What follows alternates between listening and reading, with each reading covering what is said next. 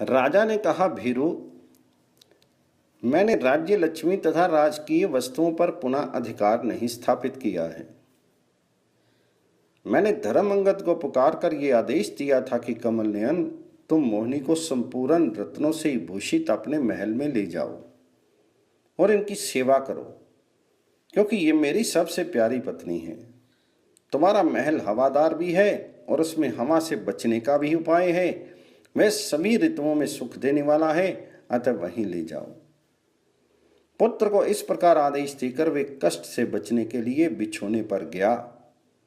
शैया पर पहुंचते ही मुझे नींद आ गई और अभी अभी ज्यों ही जगा हूं, सहसा तुम्हारे पास चला आया हूं। देवी, तुम जो कुछ भी कहोगी उसे निसंदेह पूर्ण करूंगा। तो मोहिनी कहने लगी, राजेंद्र, मेरे विवाह से अत्यंत दुखित हुई इन अपनी पत्नियों को धीरज बधाओ। इन पतिव्रताओं के आंसुओं से दग्ध होने पर मेरे मन में क्या शांति होगी।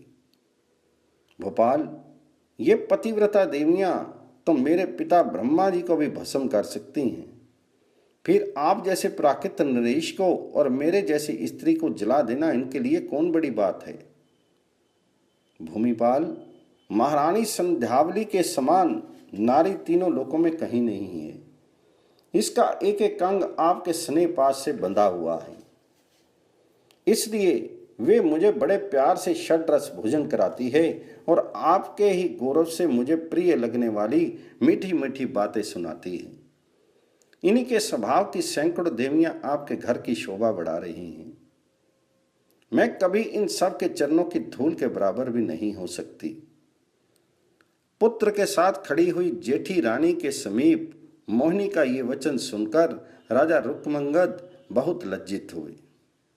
तब धर्मअंगद ने कहा, माताओं, मेरे पिता को मोहिनी देवी तुम सबसे अधिक प्रिय है। वे मंदराचल के शिखर से उस बाला को अपने साथ क्रीड़ा के लिए ले आए हैं, अतः ईर्ष्या छोड़कर तुम सब लोग पिता के सुख में योग दो। पुत्र की यह बात सुनकर सब माताएं बोली, बेटा, तुम्हारे न्याय युक्त वचन का पालन हम अवश्य करेंगे। माताओं की यह बात सुनकर राजकुमार धर्मअंगद ने प्रसन्न चित्त से एक एक के लिए 1-1 करोड़ से अधिक स्वर्ण मुद्राएं, 1000-1000 नगर और गांव तथा 8-8 स्वर्ण मंडित रथ प्रदान किए। एक एक रानी को उन्होंने 10-10 हजार बहुमूल्य वस्त्र दिए, जिनमें से प्रत्येक का मूल्य 100 स्वर्ण मुद्रा से अधिक था। मेरु पर्वत की खान से निकले हुए शुद्ध एवं अक्षय स्वर्ण की ढाली हुई 1-1 लाख मुद्राएं उन्होंने प्रत्येक माता को अर्पित की। साथ ही एक एक के लिए 100 से अधिक दासियां भी दी। घड़े के समान थन वाली 10-10 हजार दुधारू गायें और 1-1 हजार बैल भी दिए। तदंतर भक्ति भाव से राजकुमार ने सभी माताओं को 1-1 हजार सोने के आभूषण दिए, जिनमें हीरे जड़े हुए थे। आमने बराबर मोती के बने हुए प्रकाशमान हीरों की कई ढेरियां लगाकर उन माताओं को दे दी। सभी को 5-5 या 7-7 वले कड़े भी दिए। महारानी संध्यावली के पास चंद्रमा के समान चमकीले 250 मोती के हार थे।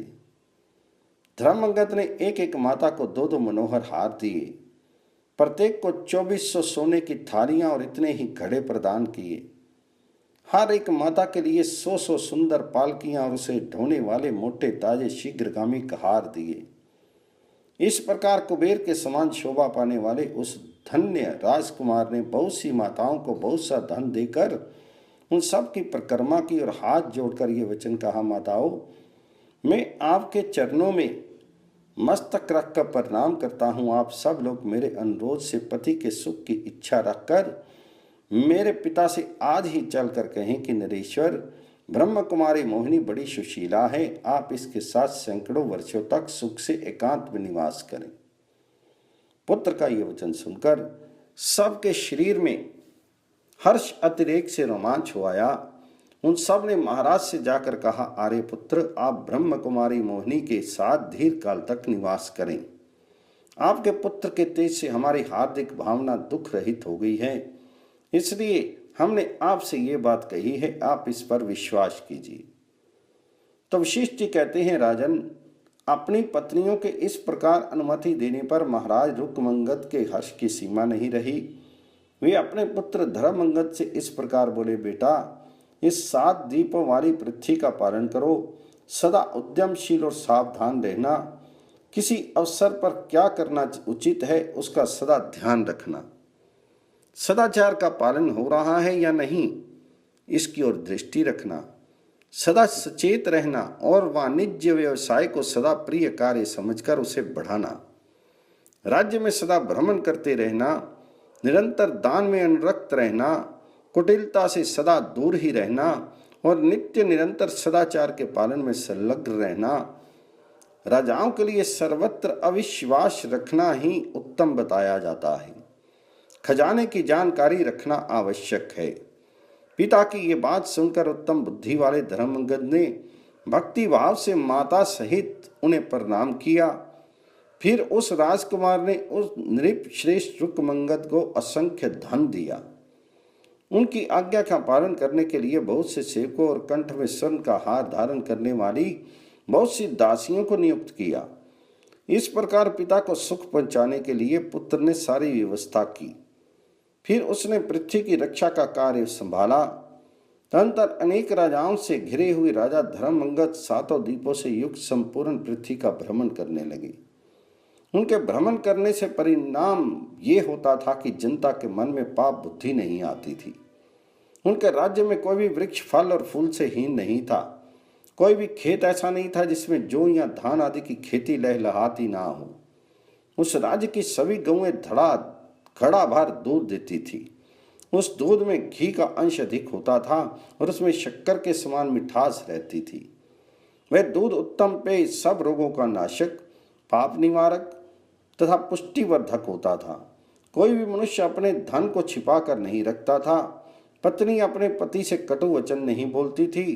पुत्र विनयशील तथा पिता की आज्ञा के पालन में तत्पर होता था। पुत्र वधू सास के हाथ में रहती थी। साधारण लोग ब्राह्मणों के उपदेश के अनुसार चलते थे। श्रेष्ठ द्विज वेदोक्त धर्मों का पालन करते थे।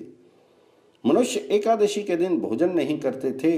पृथ्वी पर नदियां कभी सूखती नहीं थी। धर्मंगद के राज्य पालन में प्रवृत्त होने पर संपूर्ण जगत पुण्य आत्मा हो गया था। भगवान जी के दिन एकादशी व्रत का सेवन करने से सब लोग इस जगत में सुख भोगकर अंत में भगवान विष्णु के बैकुंठ धाम में जाते थे। चोर और लुटेरों का भय नहीं था।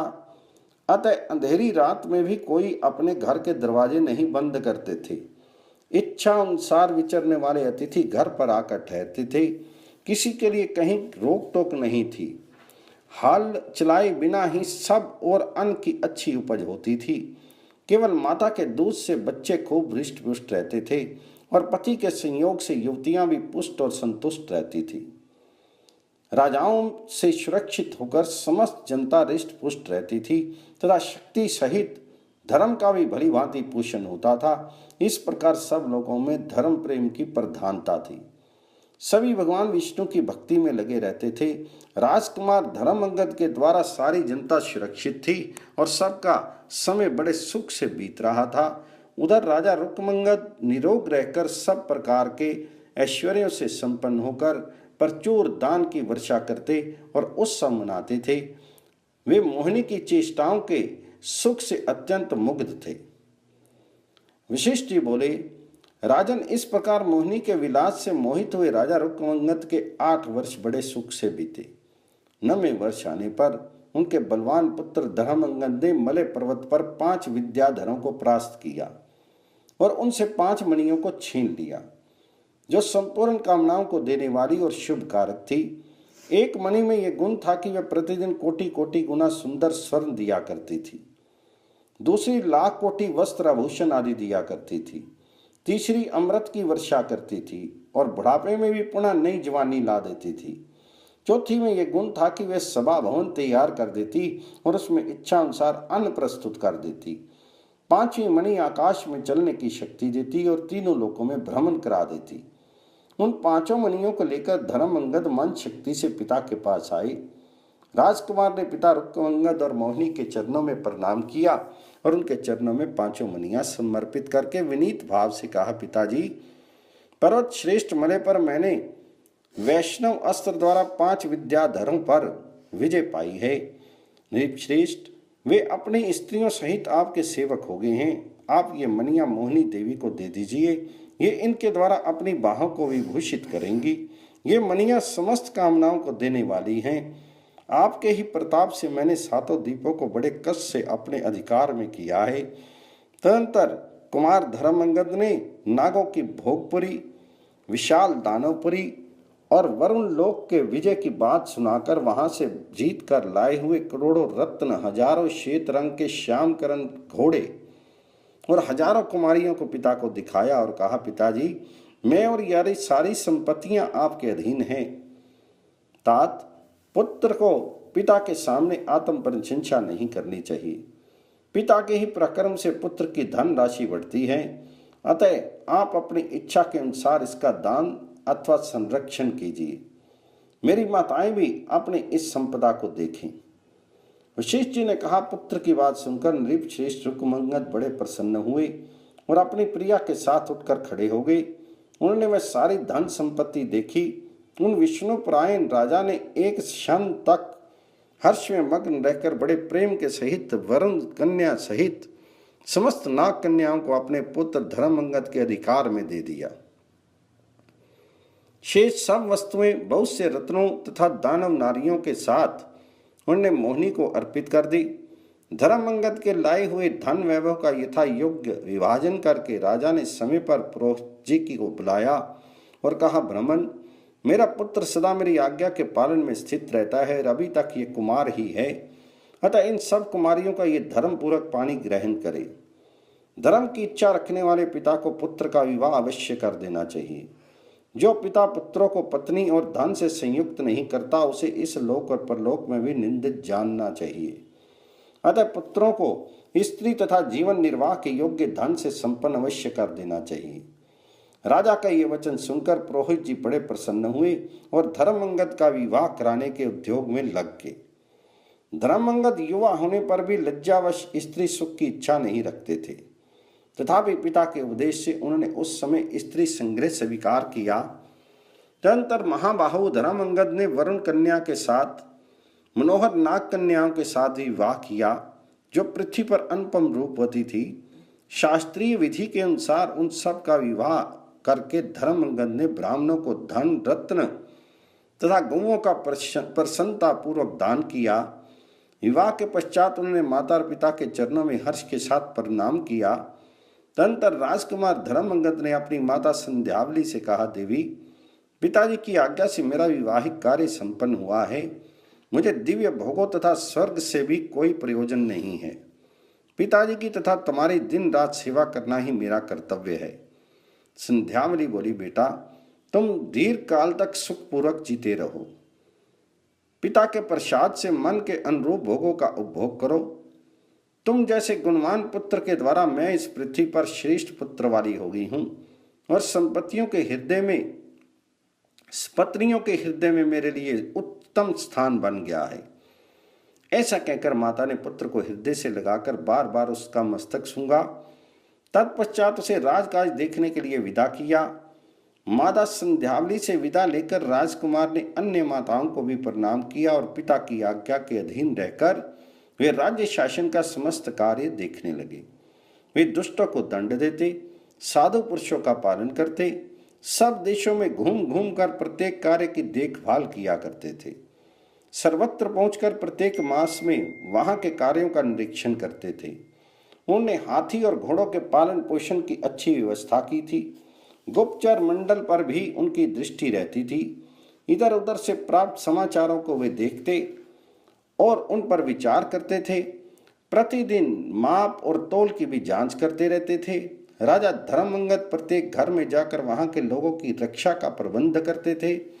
उनके राज्य में कहीं दूध पीने वाला बालक माता के स्तन व मिलने से रोता हो, ऐसा नहीं देखा गया। सास अपने पुत्र वधू से अपमानित होकर कहीं भी रोती नहीं सुनी गई। कहीं भी समर्थ पुत्र पिता से याचना नहीं करता था। उनके राज्य भर में किसी के यहाँ वर्ण संकर संतान की उत्पत्ति नहीं हुई। लोग अपना धन वैभव छिपा कर नहीं रखते थे। कोई भी धर्म पर दोष आरोपण नहीं करता था। सधवा नारी कभी भी बिना चोली के नहीं रहती थी।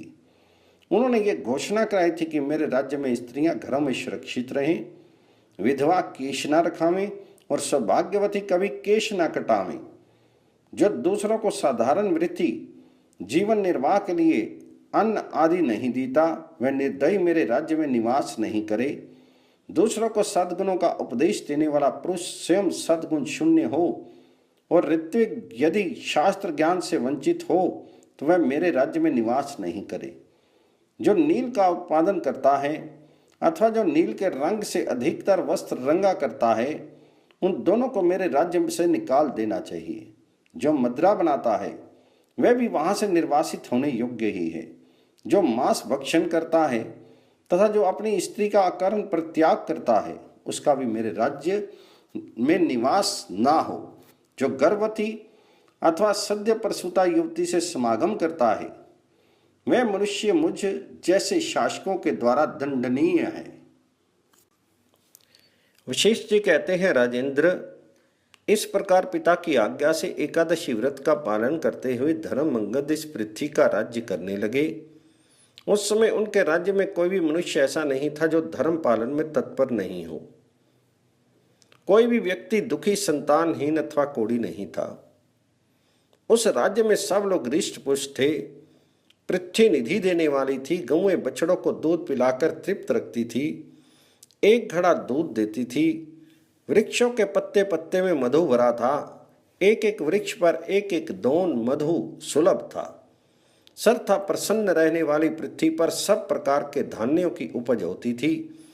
त्रेता के अंत का द्वापर युग सत्य युग से होड़ लगाता था। वर्षा काल बीत चला, शरद ऋतु का आकाश और ग्रस्तों का घर धूल पंख से रहित स्वच्छ हो गया। राजा रुक्मंगद मोहिनी के प्रेम से अत्यंत मुग्ध होने पर भी एकादशी व्रत की अवहेलना नहीं करते थे। दशमी, एकादशी और द्वादशी, इन 3 दिनों तक राजा रति क्रीड़ा त्याग देते थे। इस प्रकार क्रीड़ा करते हुए उन्हें लगभग 1 वर्ष पूरा हो गया। कालज्ञों में श्रेष्ठ नरेश, उस समय परम मंगल में श्रेष्ठ कार्तिक मास आ पहुंचा था, जो भगवान विष्णु की निद्रा को दूर करने वाला परम पुण्यदायक मास है। उसमें वैष्णव मनुष्यों द्वारा किया हुआ सारा पुण्य अक्षय होता है और विष्णु लोक प्रदान करता है। कार्तिक के समान कोई मास नहीं है, सतयुग के समान कोई युग नहीं है, दया के कुल्य कोई धर्म नहीं है और नेत्र के समान कोई ज्योति नहीं है। वेद के समान दूसरा शास्त्र नहीं है, गंगा के समान दूसरा तीर्थ नहीं है, भूमि दान के समान अन्य दान नहीं है और पत्नी सुख के समान कोई लौकिक सुख नहीं है। खेती के समान कोई धन नहीं है, गाय रखने के समान कोई लाभ नहीं है, उपवास के समान कोई तप नहीं है और मन और इंद्रियों के संयम के समान कोई कल्याण में साधन नहीं है। रसना तृप्ति के समान कोई सांसारिक तृप्ति नहीं है, ब्राह्मण के समान कोई वरण नहीं है, धर्म के समान कोई मित्र नहीं है और सत्य के समान कोई यश नहीं है। आरोग्य के समान कोई ऐश्वर्य नहीं है। भगवान विष्णु से बढ़कर कोई देवता नहीं है तथा लोक में कार्तिक व्रत के समान कोई दूसरा पावन व्रत नहीं है। ऐसा ज्ञानी पुरुषों का कथन है। कार्तिक सबसे श्रेष्ठ मास है और वह भगवान विष्णु को सदा ही प्रिय है। कार्तिक मास को आया देखकर अत्यंत मुग्ध हुए महाराज रुक्मंगद को ने मोहिनी से ये बात कही, देवी, मैंने तुम्हारे साथ बहुत वर्षों तक रमन किया। इस समय मैं कुछ कहना चाहता हूं, उसे सुनो। देवी, तुम्हारे प्रति आसक्त होने के कारण मेरे बहुत से कार्तिक मास व्यर्थ बीत गए। कार्तिक में मैं केवल एकादशी को छोड़कर और किसी दिन व्रत का पालन नहीं कर सका। अतः इस बार मैं व्रत के पालन पूर्वक कार्तिक मास में भगवान जी की उपासना करना चाहता हूं। कार्तिक में सदा किए जाने वाले भोज्यों का परित्याग कर देने पर साधक को अवश्य भगवान विष्णु का सारूप्य प्राप्त होता है। पुष्कर तीर्थ में कार्तिक पूर्णिमा को व्रत और स्नान करके मनुष्य आजन्म किए हुए पाप से मुक्त हो जाता है।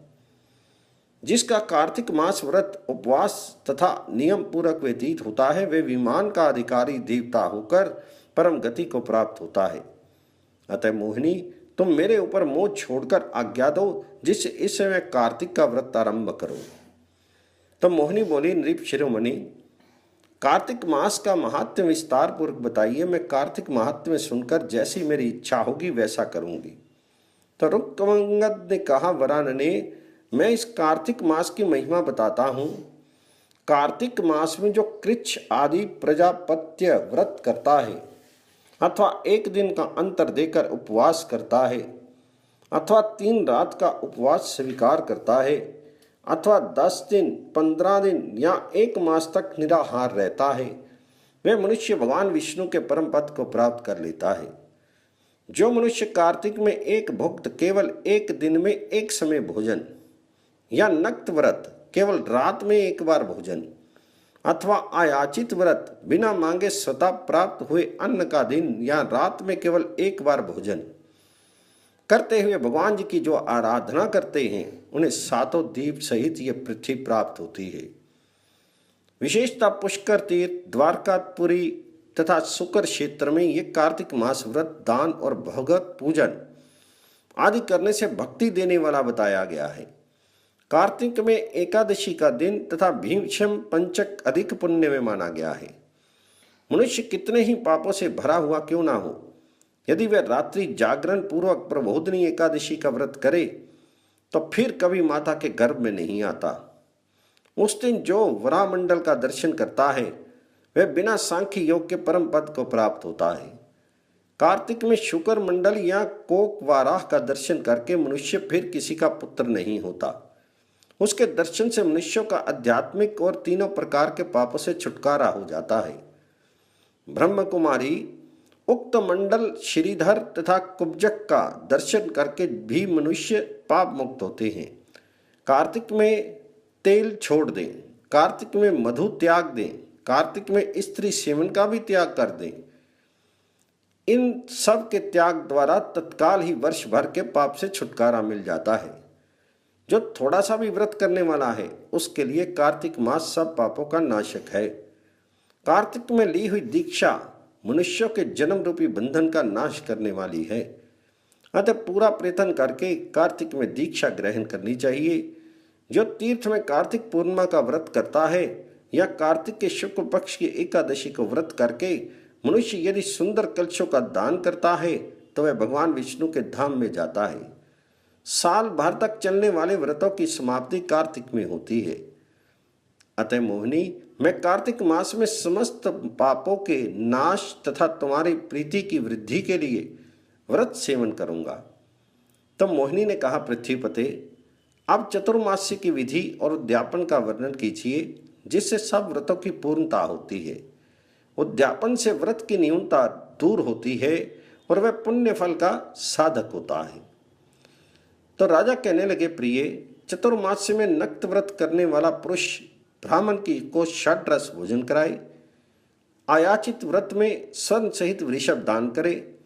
जो प्रतिदिन आंवले के फल से स्नान करता है, वे मनुष्य दही और खीर दान करे। यदि फल न खाने का नियम ले तो उस अवस्था में फल दान करे। तेल का त्याग करने पर घी दान करे और घी का त्याग करने पर दुग्ध दान करे। यदि धान्य के त्याग का नियम लिया हो तो उस अवस्था में अग्नि के चावल या दूसरे किसी धान्य का दान करे। भूमि शयन का नियम लेने पर गद्दा, रजाई और तकिया सहित शैया दान करे। पत्ते में भोजन का नियम लेने वाला मनुष्य घृत सहित पात्र दान करे। मौनव्रती पुरुष घंटा, तिल और स्वर्ण का दान करे। व्रत की पूर्ति के लिए ब्राह्मण पति पत्नी को भोजन करावे। दोनों के लिए उपभोग सामग्री तथा दक्षिणा सहित शैया दान करे। प्रातः स्नान का नियम लेने पर अश्व दान करे और स्नेह रहित बिना तेल के भोजन का नियम लेने पर भी घी और सत्तू का दान करे। नख और केश न कटाने, धारण करने का नियम लेने पर दर्पण दान करे। पात्रान अर्थात जूता, खड़ाऊं आदि के त्याग का नियम लेने पर जूता दान करे। नमक का त्याग करने पर गौ दान करे। जो इस अभीष्ट व्रत में प्रतिदिन देव मंदिर में दीप दान करता है, वह स्वर्ण अथवा तांबे का घृत युक्त दीपक दान करे। व्रत की पूर्ति के लिए वैष्णव को वस्त्र एवं छत्र दान करे। जो एक दिन का अंतर देकर उपवास करता है वह रेशमी वस्त्र दान करे। त्रिसत्र त्रिरात्र व्रत में स्वर्ण तथा वस्त्र आभूषणों से अलंकृत शैया दान करे। षडरात्र आदि उपवासों में छत्र सहित शिव का पालकी दान करे। साथ ही हाँकने वाले पुरुष के साथ मोटा ताजा गाड़ी खींचने वाला बैल दान करे। एक भक्त 8 पहर में केवल एक बार भोजन करने के व्रत का नियम लेने पर बकरी और भेड़ दान करे। फल आहार का नियम ग्रहण करने पर स्वर्ण का दान करे। शाकाहार के नियम में फल, घी और स्वर्ण दान करे। संपूर्ण रसों तथा अब तक जिनकी चर्चा नहीं की गई ऐसी वस्तुओं का त्याग करने पर अपनी शक्ति के अनुसार सोने चांदी का पात्र दान करे। जिसके लिए जो दान कर्तव्य बताया गया है उनका पालन ना हो सके तो भगवान विष्णु के स्मरण पूर्वक ब्राह्मण की आज्ञा का पालन करे। देवता, तीर्थ और यज्ञ भी ब्राह्मणों के वचन का पालन करते हैं। फिर कल्याण की इच्छा रखने वाला कौन पुरुष, कौन विद्वान मनुष्य उनकी आज्ञा का उल्लंघन करेगा। प्रिय, भगवान विष्णु ने ब्रह्मा जी को जिस प्रकार ये धर्म रहस्य से युक्त उपदेश दिया था वह मैंने तुमसे प्रकाशित किया। ये दूसरे अन्य अधिकारियों के सामने प्रकट करने योग्य नहीं है। ये दान और व्रत भगवान विष्णु की प्रसन्नता का हेतु और मनवांछित फल देने वाला है। मोहिनी बोली, राजेंद्र, आपने कार्तिक मास में उपवास के विषय में जो बातें कही हैं वे बहुत उत्तम हैं, पर राजाओं के लिए 3 ही कर्म प्रधान रूप से बताए गए हैं। पहला कर्म है दान देना, दूसरा प्रजा का पालन करना और तीसरा है विरोधी राजाओं से युद्ध करना। आपको ये व्रत नहीं करना चाहिए। मैं तो आपके बिना कहीं 2 घड़ी भी नहीं रह सकती। फिर 30 दिनों तक मैं आपसे अलग कैसे रह सकती हूँ।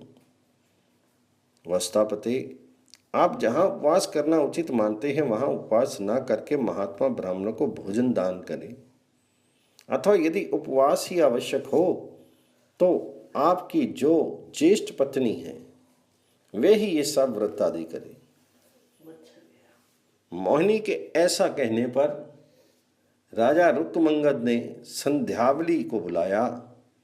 बुलाने पर वे प्रचुर दक्षिणा देने वाले महाराज के पास तत्काल आ पहुंची और हाथ जोड़कर बोली, प्राणनाथ, दासी को किस लिए बुलाया है? आज्ञा कीजिए, मैं उसका पालन करूंगी। तो रुक्मंगद ने कहा, भामिनी, मैं तुम्हारे शील, स्वभाव और कुल को जानता हूँ। तुम्हारे आदेश से ही मैंने मोहिनी के साथ दीर्घ काल तक निवास किया है। इस तरह चिरकाल तक प्रिया के समागम सुख से मुग्ध हो निवास करते करते मेरे बहुत से कार्तिक मास व्यर्थ बीत गए। तथापि मेरा एकादशी व्रत कभी भंग नहीं होने पाया है। अब संपूर्ण पापों का विनाश करने वाला ये कार्तिक मास आया है। देवी, मैं उत्तम पुण्य प्रदान करने वाले इस कार्तिक व्रत को करना चाहता हूँ, परंतु शुभे, ये ब्रह्म कुमारी मुझे इस व्रत से रोकती है। इसलिए शरीर को सुखाने वाले कृच्छ्र नामक व्रत का पालन मेरी ओर से तुम करो। रानी संध्यावली ने उस समय पतिदेव का वह प्रस्ताव सुनकर कहा, प्रभु, मैं आपके संतोष के लिए व्रत का पालन अवश्य करूंगी। आपके लिए मैं अपने शीर को आग में भी झोंक सकती हूँ। आपने जो आज्ञा दी वह तो बहुत उत्तम है, मैं इसका पालन करूंगी। यमराज के शत्रु राजा रुक्मंगद से ऐसा कहकर मनोहर एवं विशाल नेत्रों वाली रानी संध्यावली ने उन्हें प्रणाम किया और समस्त पाप राशि का विनाश करने के लिए उस उत्तम व्रत का पालन आरंभ किया। अपनी प्रिया द्वारा उत्तम कृच्छ व्रत प्रारंभ किए जाने पर राजा को बड़ी प्रसन्नता हुई। उन्होंने ब्रह्मा जी की पुत्री मोहिनी से यह बात कही, सुभ्रु, मैंने तुम्हारी आज्ञा का पालन किया। मेरे प्रति तुम्हारे मन में जो जो कामनाएं निहित हैं उन सब को सफल कर लो। मैं तुम्हारे संतोष के लिए राज्य शासन के समस्त कार्यों से अलग हो गया हूँ। तुम्हारे सिवा कोई दूसरी नारी मुझे सुख देने वाली नहीं है। अपने प्राण वल्लभ के मुख से ऐसी बात सुनकर मोहिनी के हर्ष की सीमा नहीं रही। उसने राजा से कहा, देवता, दैत्य, गंधर्व, यक्ष, नाग तथा राक्षस सब मेरी दृष्टि में आए, किंतु मैं सबको त्याग कर केवल आपके प्रति स्नेह युक्त होकर मंदराचल पर आई थी। लोक में काम की सफलता इसी में है कि प्रिया और प्रीतम दोनों एक चित्त हों, परस्पर एक दूसरे को चाहते हों। उस समय महाराज रुक्मंगद के कानों में डंके की चोट सुनाई दी, जो मतवाले गजराज के मस्तक पर रखकर धर्मंगद के आदेश से बजाया जा रहा था। उस पटक ध्वनि के साथ ये घोषणा हो रही थी, लोगों, कल प्रातःकाल से भगवान विष्णु का दिन एकादशी है। आज केवल एक समय भोजन करके रहो, शार नमक छोड़ दो, सबके सब हविष्यन्न का सेवन करो, भूमि पर शयन करो, स्त्री संगम से दूर रहो, प्राण पुरुषोत्तम देव देवेश्वर भगवान विष्णु का स्मरण करो।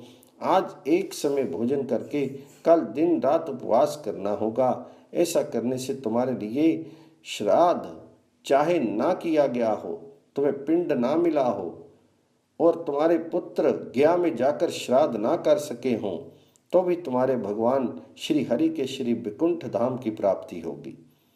ये कार्तिक शुक्ला एकादशी भगवान श्री हरि की निद्रा दूर करने वाली है। प्रातःकाल एकादशी प्राप्त होने पर तुम कदापि भोजन ना करो। इस प्रबोधनी एकादशी को उपवास करने से इच्छा अनुसार किए हुए ब्रह्म हत्या आदि संपूर्ण पाप नष्ट हो जाएंगे।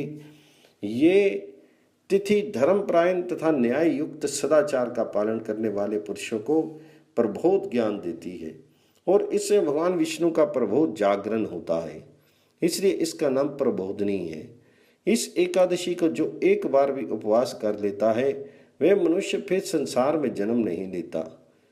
तुम अपने वैभव के अनुसार इस एकादशी को चक्र सुदर्शनधारी भगवान विष्णु की पूजा करो। वस्त्र, उत्तम चंदन, रोली, पुष्प, धूप, दीप और हृदय को अत्यंत प्रिय लगने वाले सुंदर फल एवं उत्तम गंध के द्वारा भगवान श्री हरि के चरणार विंदों की अर्चना करो। जब भगवान विष्णु का लोक प्रदान करने वाले मेरे इस धर्म सम्मत वचन का पालन नहीं करेगा, निश्चय ही उसे कठोर दंड दिया जाएगा। इस प्रकार मेघ के समान गंभीर शब्द करने वाले नगाड़े को बजाकर जब उक्त घोषणा की जा रही थी, उस समय वे भूपाल मोहिनी की शैया छोड़कर उठ गए। फिर मोहिनी को मधुर वचनों से सांत्वना देते हुए बोले, देवी, कल प्रातःकाल पाप नाशक एकादशी तिथि होगी, अतः आज मैं संयम पूर्वक रहूंगा। तुम्हारी आज्ञा से मैंने कृच्छ व्रत तो संध्यावली देवी के द्वारा कराया है, किंतु ये प्रबोधनी एकादशी मुझे स्वयं में ही करनी है। ये संपूर्ण पाप बंधनों का उच्छेद करने वाली तथा उत्तम गति देने वाली है। अतः मोहिनी देवी, आज मैं हविष्य भोजन करूंगा और संयम नियम से रहूंगा। तुम भी मेरे साथ उपवास पूर्वक समस्त इंद्रियों के स्वामी भगवान अधोक्षज की आराधना करो, जिससे निर्वाण पद को प्राप्त करोगी। तो मोहिनी बोली, राजन, चक्रधारी भगवान विष्णु का पूजन जन्म, मृत्यु तथा जरा अवस्था का नाश करने वाला है। ये बात आपने ठीक कही है, किंतु पहले मंदराचल के शिखर पर आपने मुझे अपना दाहिना हाथ देकर प्रतिज्ञा की है, उसके पालन का समय आ गया है। अतः मुझे आप वर दीजिए। यदि नहीं देते हैं तो जन्म से लेकर अब तक आपने बड़े यत्न से जो पुण्य संचय किया है वह सब शीघ्र नष्ट हो जाएगा। तो रुक्मंगद ने कहा, प्रिय, आओ, तुम्हारे मन में जो इच्छा हो उसे मैं पूर्ण करूंगा। मेरे पास कोई भी वस्तु ऐसी नहीं है जो तुम्हारे लिए देने योग्य ना हो। मेरा ये जीवन तक तुम्हें अर्पित है, फिर ग्राम, धन और पृथ्वी के राज्य आदि की तो बात ही क्या है। तो मोहिनी बोली, राजन, यदि मैं आपके प्रिया हूँ तो आप एकादशी के दिन उपवास ना करके भोजन करें। यही वर मुझे देना चाहिए, जिसके लिए मैंने पहले ही आपसे प्रार्थना कर ली है। महाराज, यदि आप वर नहीं देंगे तो असत्यवादी होकर घोर नरक में जाएंगे और एक कल्प तक उसमें पड़े रहेंगे। राजा ने कहा, कल्याणी, ऐसी बात नहीं कहो, ये तुम्हें शोभा नहीं देती। तुम ब्रह्मा जी की पुत्री होकर धर्म में विघ्न क्यों डालती हो? जन्म से लेकर अब तक मैंने कभी एकादशी को भोजन नहीं किया, तब आज जबकि मेरे बाल सफेद हो गए हैं, मैं कैसे भोजन कर सकता हूँ? जिसकी जवानी बीत चुकी है और जिसकी इंद्रियों की शक्ति नष्ट हो चुकी है, उस मनुष्य के लिए उचित है कि गंगा जी का सेवन या भगवान विष्णु की आराधना करे। सुंदरी, मुझ पर प्रसन्न हो, मेरे व्रत को भंग नहीं करो। मैं तुम्हें राज्य और संपत्ति दे दूंगा, अथवा इसकी इच्छा ना हो तो कोई कार्य कहो उसे पूरा करूंगा। अमावस्या के दिन स्त्री समागम करने पर जो पाप होता है, चतुर्दशी को हजामत बनाने से मनुष्य में जिस पाप का संचार होता है, और षष्ठी को तेल खाने या लगाने से जो दोष होता है, वे सब एकादशी को भोजन करने से प्राप्त होते हैं। गोचर भूमि का नाश करने वाले, झूठी गवाही देने वाले, धरोहर हड़पने वाले, कुमारी कन्या के विवाह में विघ्न डालने वाले, विश्वासघाती, मरे हुए बछड़े वाली गाय को दूहने वाले तथा श्रेष्ठ ब्राह्मण को कुछ देने की प्रतिज्ञा करके ना देने वाले पुरुष को जो पाप लगता है, मणिकूट, तुलाकूट, कन्या नृत्य और गवान नृत्य में जो पातक होता है, वही एकादशी को अन्न में विद्यमान रहता है। चारों लोचने, मैं इन सब बातों को जानता हूं, अतः एकादशी को पाप में भोजन कैसे करूंगा? तब मोहिनी बोली, राजेंद्र, एक भुक्त व्रत, नक्त व्रत, आयाचित व्रत तथा उपवास के द्वारा एकादशी व्रत को सफल बनावें, उसका उल्लंघन ना करें। ये बात ठीक हो सकती है, किंतु जिन दिनों मैं मंदराचल पर रहती थी, उन दिनों महर्षि गौतम ने मुझे एक बात बताई थी जो इस प्रकार है। गर्भिणी स्त्री, ग्रस्त पुरुष, क्षीणकाय रोगी, शिशु, वरिगात्र अर्थात झुर्रियों से जिसका शीर भरा हुआ है, ऐसा यज्ञ के आयोजक के लिए उद्यत पुरुष एवं संग्राम भूमि में रहने वाले योद्धा तथा पतिव्रता स्त्री, इन सब के लिए निराहार व्रत करना उचित नहीं है। नारश्रेष्ठ, एकादशी को बिना व्रत के नहीं व्यतीत करना चाहिए। ये आज्ञा उपयुक्त व्यक्तियों पर लागू नहीं होती। अतः जब आप एकादशी को भोजन कर लेंगे तभी मुझे प्रसन्नता होगी, अन्यथा यदि आप अपना सिर काट कर भी मुझे दे दें तो भी मुझे प्रसन्नता नहीं होगी। यदि आप एकादशी को भोजन नहीं करेंगे तो आप जैसे असत्यवादी के शीर का मैं स्पर्श भी नहीं करूंगी। समस्त वर्णों और आश्रमों में सत्य की ही पूजा होती है। महीपते, आप जैसे राजाओं के यहाँ तो सत्य का विशेष आदर होना चाहिए। सत्य से ही सूर्य तपता है, सत्य ही चंद्रमा प्रकाशित होता है, सत्य पर ही पृथ्वी टिकी हुई है और सत्य ही संपूर्ण जगत को धारण करता है। सत्य से ही वायु चलती है और सत्य से ही आग जलती है, और इस संपूर्ण चराचर जगत का आधार सत्य ही है। सत्य के ही बल से समुद्र अपनी मर्यादा के आगे नहीं बढ़ता। सत्य से ही बंध कर विंध्य पर्वत ऊंचा नहीं उठता, और सत्य के ही प्रभाव से युवती स्त्री समय बीतने पर कभी गर्भ नहीं धारण करती। सत्य में स्थित होकर ही वृक्ष समय पर फूलते फलते दिखाई देते हैं। मनुष्यों के लिए दिव्य लोक आदि के साधन का आधार भी सत्य ही है। शास्त्रों अश्वमेघ यज्ञों से भी बढ़कर सत्य ही है। यदि आप असत्य का आश्रय लेंगे तो मद्रापान के तुल्य पातक से लिप्त हो जाएंगे। राजा बोले, वरन ने, गिरिश्रेष्ठ मंदराचल पर एकादशी को भोजन करने के विषय में तुमने जो महर्षि गौतम की कही हुई बात बताई है, वह कथन पुराण सम्मत नहीं है। पुराण में तो विद्वानों का किया हुआ यह निर्णय स्पष्ट रूप से बताया गया है कि एकादशी तिथि को भोजन नहीं करें। फिर मैं एकादशी को भोजन कैसे करूंगा? एकादशी के दिन क्षीणकाय पुरुषों के लिए मुनीश्वरों ने फल, मूल, दूध, जल को अनुकूल एवं भोज्य बताया है। एकादशी को किसी के लिए अन्न का भोजन किन्हीं महापुरुषों ने नहीं कहा है। जो लोग ज्वर आदि रोगों के शिकार हैं, उनके लिए तो उपवास और उत्तम बताया गया है। धार्मिक पुरुषों के लिए एकादशी के दिन उपवास शुभ एवं सद्गति देने वाला कहा गया है। अतः तुम भोजन करने के लिए आग्रह ना करो, इससे मेरा व्रत भंग हो जाएगा। इसके सिवा तुम्हें जो भी रुचिकर प्रतीत हो वह कार्य मैं अवश्य करूंगा।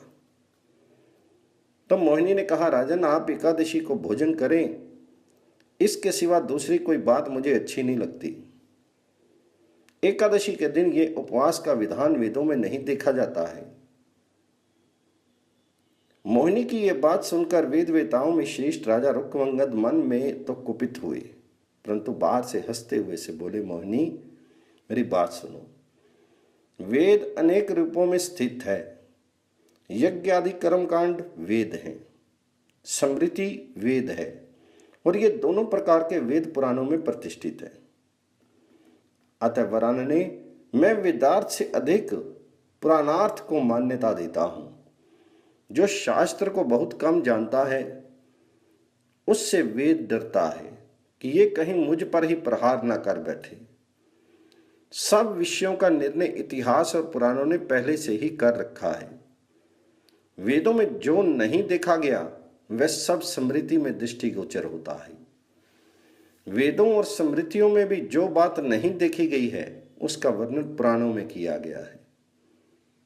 हत्या आदि पापों का प्रायश्चित तथा रोगी के औषध का वर्णन भी पुराणों में ही मिलता है। उन प्रायश्चितों के बिना पाप की शुद्धि नहीं हो सकती। वेदों, वेद के उपांगों, पुराणों तथा स्मृतियों द्वारा जो कुछ कहा जाता है वह सब वेद में ही बताया गया है, ऐसा मानना चाहिए। पुराण बार बार ये दोहराते हैं कि एकादशी प्राप्त होने पर भोजन नहीं करना चाहिए, नहीं करना चाहिए। पिता को कौन नहीं प्रणाम करेगा? कोई माता की पूजा नहीं करेगा। कौन माता की पूजा नहीं करेगा? कौन सरिताओं में श्रेष्ठ गंगा के समीप नहीं जाएगा? और कौन है जो एकादशी को भोजन करेगा? कौन वेद की निंदा करेगा? कौन ब्राह्मण को नीचे गिराएगा?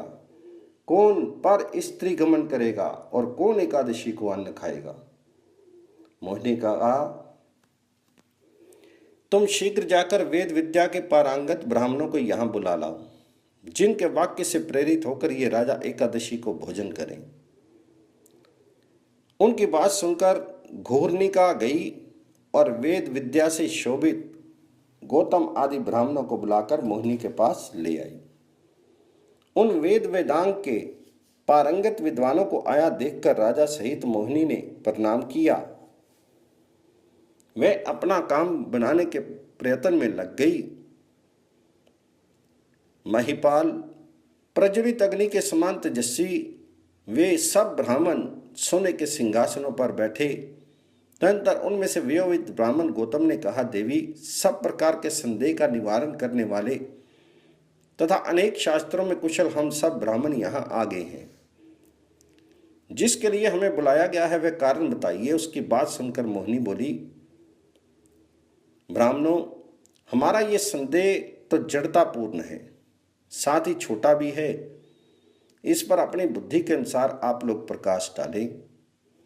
ये राजा कहते हैं मैं एकादशी के दिन भोजन नहीं करूंगा, किंतु ये संपूर्ण चराचर जगत अन्न के ही आधार पर टिका है। मरे हुए पितर भी अन्न द्वारा श्राद्ध करने पर स्वर्गलोक में तृप्ति एवं प्रसन्नता का अनुभव करते हैं।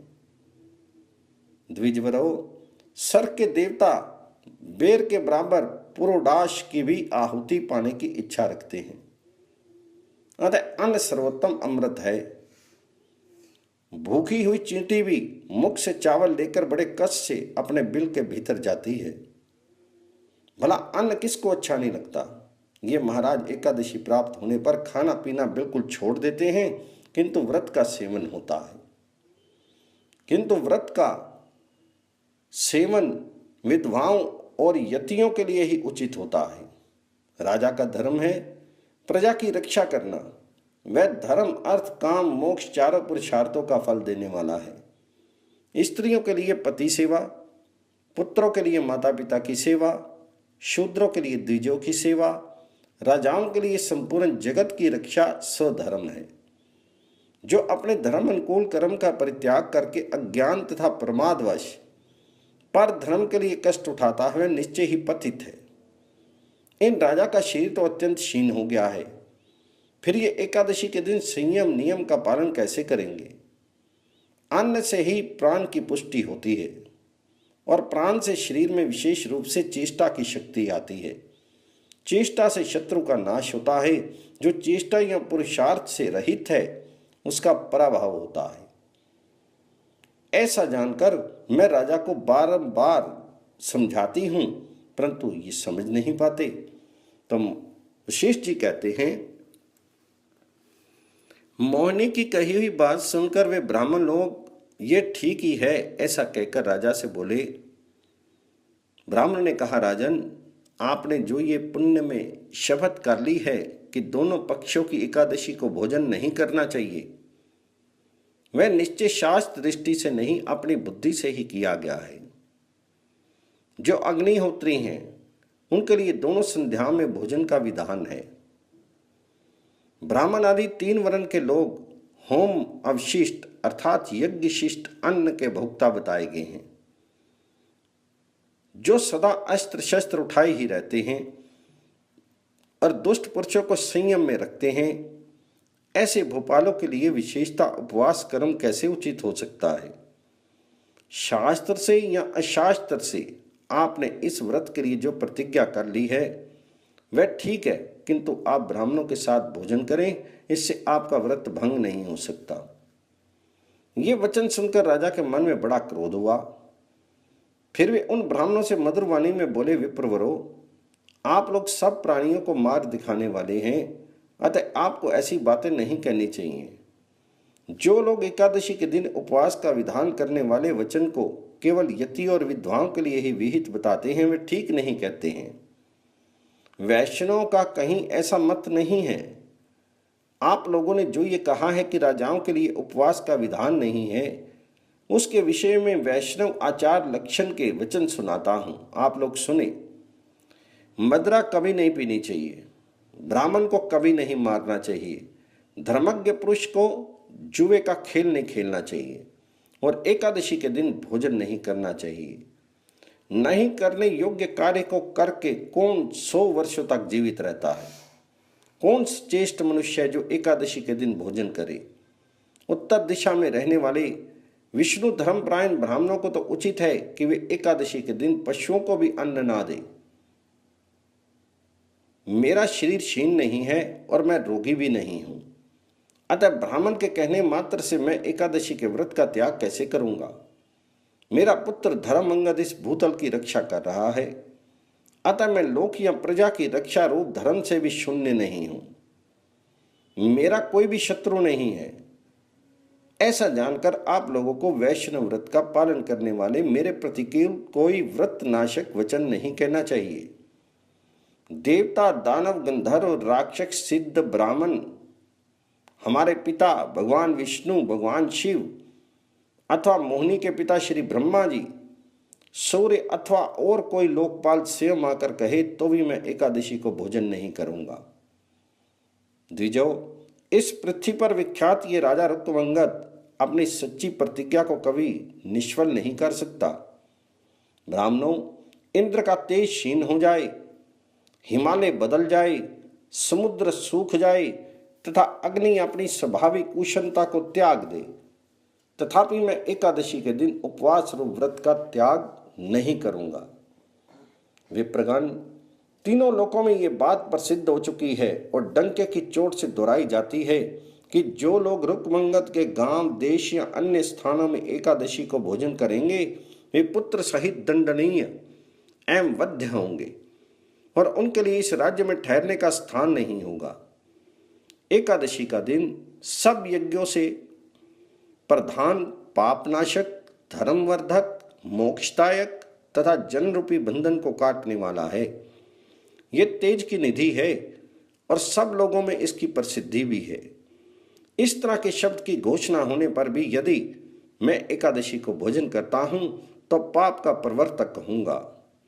मेरा व्रत भंग हो जाने पर मुझे जन्म देने वाली माता अपने को व्यर्थ मानेगी तथा ब्राह्मण, देवता तथा पिता निराश होंगे।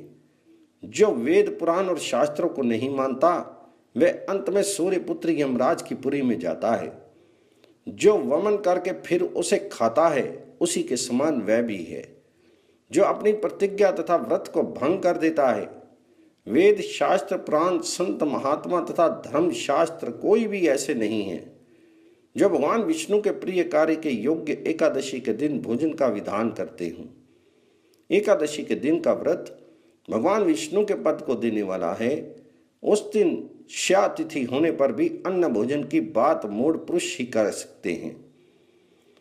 राजा की ये बात सुनकर मोहिनी भीतर ही भीतर जल उठी और क्रोध से आंखें लाल करके पति से बोली, राजन, तुम मेरी बात नहीं स्वीकार करते हो तो धर्म भ्रष्ट हो जाओगे। तुमने वर देने के लिए अपना हाथ सौंपा था। अपनी उस प्रतिज्ञा का उल्लंघन करके यदि दिए हुए वचन का पालन नहीं करोगे तो मैं चली जाऊंगी। नरेश, अब मैं ना तो तुम्हारी प्यारी पत्नी हूं और ना तुम मेरे पति। तुम अपने वचन को मिटाकर धर्म का नाश करने वाले हो, तुम्हें धिक्कार है। ऐसा कहकर मोहिनी बड़ी उतावली के साथ उठी और जिस प्रकार सती देवी महादेव जी को छोड़कर गई थी उसी प्रकार वह राजा को छोड़कर ब्राह्मणों को साथ ले उसी समय वहां से चल दी। उस समय ब्रह्मा जी की मानस पुत्री मोहिनी, हा तात हा जगन्नाथ, जगत की सृष्टि स्थिति और संहार करने वाले परमेश्वर मेरी सुध लो, इन शब्दों को जोर जोर से उच्चारण करती हुई विलाप कर रही थी। इसी समय धर्मअंगद सारी पृथ्वी का परिभ्रमण करके घोड़े पर चढ़े हुए आए। उनके मन में कोई ईर्ष्या द्वेष नहीं था। उन्होंने मोहिनी की वह पुकार अपने कानों सुन ली थी। धर्मअंगद बड़े पितृभक्त थे। धर्ममूर्ति रुक्मंगद कुमार तुरंत घोड़े से उतर पड़े और पिता के चरणों के समीप गए। उन्हें प्रणाम करके धर्मअंगद ने फिर उठकर हाथ जोड़कर उन श्रेष्ठ ब्राह्मणों को प्रणाम किया।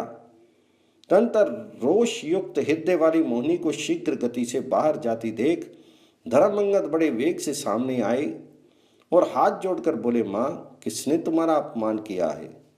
देवी, तुम तो पिताजी को अधिक प्रिय हो, आज रुष्ट कैसे हो गई? इन ब्राह्मणों के साथ इस समय तुम कहाँ जा रही हो? धर्मअंगद की बात सुनकर मोहिनी बोली, बेटा, तुम्हारे पिता झूठे हैं, जिन्होंने अपना हाथ मुझे देकर भी उसे व्यर्थ कर दिया। अतः तुम्हारे पिता रुक्मंगद के साथ रहने का अब मेरे मन में कोई उत्साह नहीं है। धर्मअंगद ने कहा, देवी, तुम जो कहोगी उसे मैं तुरंत करूंगा। तुम क्रोध नहीं करो। तुम पिताजी को अधिक प्रिय हो, अतः उनके पास लौट चलो। मोहिनी बोली, वत्स, मुंह मांगा वरदान देने की शर्त रखकर तुम्हारे पिता ने मंदराचल पर मुझे अपनी पत्नी बनाया था। देवेश्वर भगवान शिव इनके साक्षी हैं, किंतु तुम्हारे पिता रुक्मंगद अब उस प्रतिज्ञा से गिर गए हैं। राजकुमार, मैं उनसे स्वर्ण, धन, हाथी, घोड़े, गांव या बहुमूल्य वस्त्र नहीं मांगती हूं जिससे उनकी आर्थिक हानि हो। देहधारियों में श्रेष्ठ बेटा धर्मअंगद, जिससे वे अपने शीर को पीड़ा दे रहे हैं, वही वस्तु मैंने उनसे मांगी है, किंतु वे मोहवश उसे भी नहीं दे रहे हैं। उन्हीं के शरीर की भलाई के लिए, उन्हीं के सुख के लिए मैंने वर मांगा है, किंतु वे नृपश्रेष्ठ उसे ना देकर आज भयंकर असत्य के दलदल में फंस गए हैं। असत्य मद्रापान के समान घृणित पाप है। इस कारण तुम्हारे पिता को मैं त्याग रही हूं। अब उनके साथ मेरा रहना नहीं हो सकता। मोहिनी का यह वचन सुनकर पुत्र धर्मअंगद ने कहा, मेरे जीते जी मेरे पिता कभी झूठे नहीं हो सकते। तुम लौटो, मैं तुम्हारा मनोरथ पूर्ण करूंगा। देवी, मेरे पिता ने पहले कभी असत्य भाषण नहीं किया है, फिर वे महाराज मुझ पुत्र के होते हुए असत्य कैसे बोलेंगे? जिनके सत्य पर देवता, असुर तथा मानव सहित संपूर्ण लोग स्थित हैं, जिन्होंने यमराज के घर को पापियों से शून्य कर दिया, जिनकी कीर्ति रोज बढ़ रही है और उससे संपूर्ण ब्रह्मांड मंडल व्याप्त हो गया है, वे ही भोपाल शिरोमणि असत्य भाषण में तत्पर कैसे हो सकते हैं? मैंने महाराज का वचन सुना नहीं है, फिर उनके परोक्ष में तुम्हारी बात पर कैसे विश्वास कर लूं? शुभानने, मुझ पर दया करके लौट चलो। राजन, धर्मअंगद का यह कथन सुनकर मोहिनी लौटी। सूर्य के समान तेजस्वी रुक्मंगद जिस शैया पर मृतक के समान लेटे थे, उसी पर धर्मअंगद ने मोहिनी को बिठाया। वह शैया स्वर्ण से विभूषित अनुपम और मनोहर थी। जब मोहिनी उस पर बैठ गई तब धर्मअंगद ने हाथ जोड़कर पिता से मधुर वाणी में कहा, तात, ये मेरी माता मोहिनी आज आपको असत्यवादी बता रही है। महाराज, इस पृथ्वी पर आप असत्यवादी क्यों होंगे? आप सातों समुद्रों से युक्त भूमंडल का शासन करते हैं। आपके पास खजाना है, रत्नों की राशि संचित है, ये सब आप इन्हें दे दीजिए और भी कुछ देने की प्रतिज्ञा आपने की हो वह दे दीजिए। पिताजी, जब मैं धनुष्पान धारण करके खड़ा हूं तो आपके प्रतिकूल आचरण कौन कर सकता है? आप चाहें तो देवी को इंद्र पद दे दीजिए और इंद्र को जीता हुआ ही समझिए। ब्रह्मा जी का पद अत्यंत दुर्लभ है, वह योगियों के भी अनुभव में आने योग्य तथा निरंजन है। यदि देवी चाहे तो मैं तपस्या से ब्रह्मा जी को संतुष्ट करके वह भी इन्हें दे दूंगा। राजेंद्र, इस त्रिलोकी में जो दुष्कर हो अथवा अधिक प्रिय होने से जो देने योग्य ना हो वह भी मोहिनी देवी को दे दीजिए। ये चाहे तो मेरा अथवा मेरी जननी का जीवन भी इन्हें दे सकते हैं। इनसे आप तत्काल ही इस लोक में सदा के लिए उत्तम कीर्ति को शोभित होंगे।